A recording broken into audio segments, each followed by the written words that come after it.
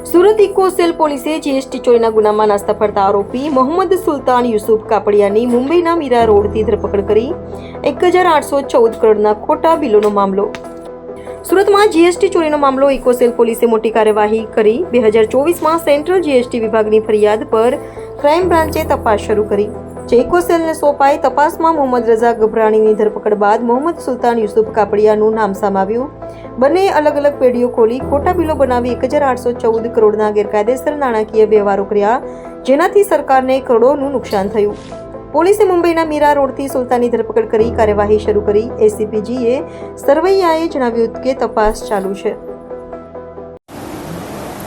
વર્ષ 2024ની સાલમાં સેન્ટ્રલ જીએસટીના અધિકારી દ્વારા ડીસીબીમાં ગુનો દાખલ કરવામાં આવેલ.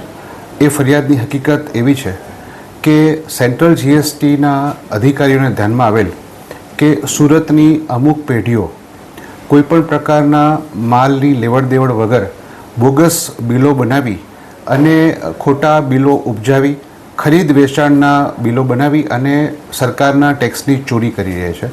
આ અનુસંધાને તેઓના પ્રાથમિક ઇન્વેસ્ટિગેશનમાં આ વાતને સમર્થન મળતા તેમના અધિકારી દ્વારા ફરિયાદ આપી ગુનો દાખલ કરવામાં આવેલ.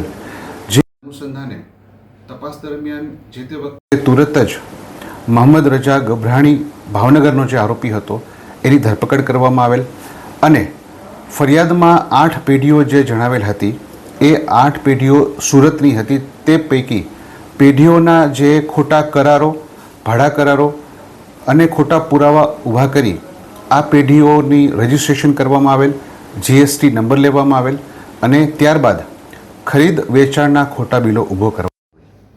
તપાસ દરમિયાન મોહમ્મદ રજા ગભરાણીને ભાવનગરથી ધરપકડ કરવામાં આવેલ અને તેના પૂછપરછ ઇન્ટ્રોગેશન દરમિયાન એવી હકીકત જાણવા મળેલ કે મુંબઈનો અન્ય આરોપી છે સુલતાન કાપડિયા અને ઇમરાન ઉર્ફે ડાયમંડ. આ 2 આરોપીઓએ પણ આ કાવતરામાં સામેલ થઈ અને પેઢીઓના સરનામા અને બીજી અન્ય પેઢીઓ કે જે કુલ 145 પેઢીઓ થાય છે, આ બધી પેઢીઓના ખોટા ભાડા કરારો, ખોટા પુરાવા ઊભા કરી રજિસ્ટ્રેશન કરાવી અને કુલ 1800 કરોડના ખરીદ અને વેચાણના બિલો ઊભા કરી સરકારની ટેક્સની ચોરી કરેલ છે. જે અનુસંધાને હાલનો આરોપી સુલતાન કાપડિયા કે જે મૂળ ભાવનગરનો રહેવાસી છે અને હાલ મુંબઈ રહે છે, એ આરોપીની ધરપકડ કરવામાં આવેલ છે અને એના દ્વારા જે બિલો બોગસ બનાવવામાં આવેલા એ અનુસંધાને હાલ રિમાન્ડ ઉપર છે. તપાસ ચાલુ છે.